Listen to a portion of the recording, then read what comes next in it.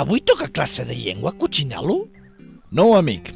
Avui seguirem parlant del bon ús dels electrodomèstics de la casa. I què són aquestes lletres? Són les etiquetes que marquen l'eficiència energètica dels electrodomèstics.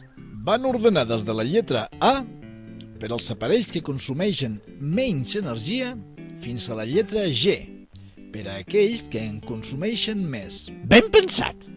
Cal que mireu la lletra abans de comprar una rentadora, una cuina o un rentavaixelles. Efectivament, per un cop comprats i a casa, cal tenir en compte els següents consells. A la cuina, no utilitzeu olles i cassoles més petites que el cremador. Estareu llançant energia inútilment. Correcte.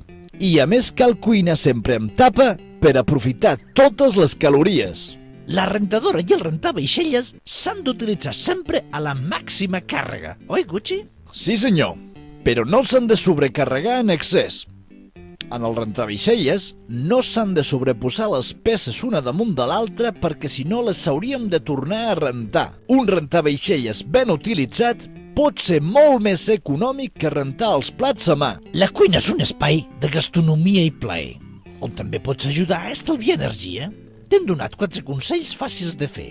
I quan vagis a comprar, procura no oblidar que la lletra A estalvia un grapat de calories. Fes-ho bé! No costa res.